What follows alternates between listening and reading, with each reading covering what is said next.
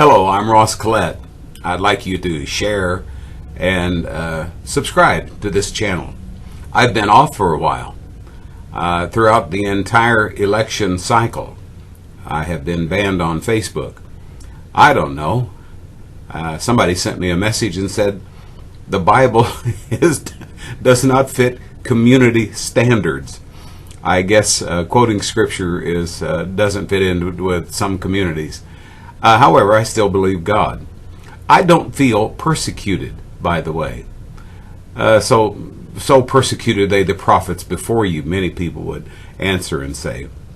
I only know that hyperbole and opinion is not necessarily scripture, and it's not necessarily what God actually means or what he has actually said.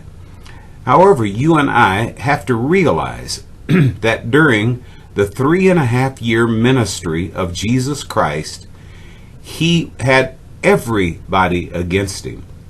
You know, nobody in his family actually followed him as disciples until after he was dead.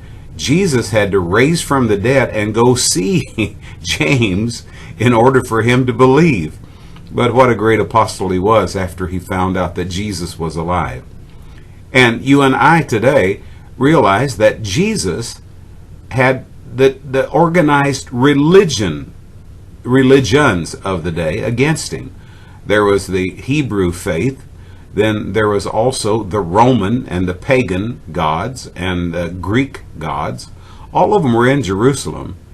And there even was a statue of Augustus Caesar, a man that they made into a god. And of course, those priests didn't like Jesus, and the priests at the temple didn't like Jesus, and so he was under constant persecution.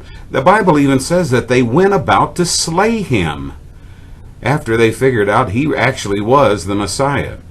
But you and I today know that though persecution comes, and though it seems some governors are doing everything they can to shut down religion. Can you imagine a governor of the state of California actually coming out and saying he doesn't want you to sing in church?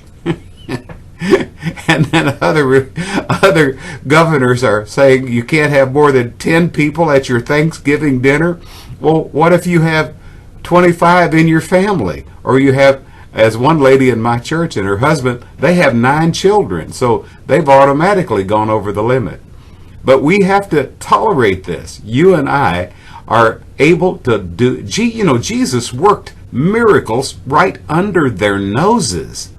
They were totally unaware. That made me come up with the idea that I'm in the underground church.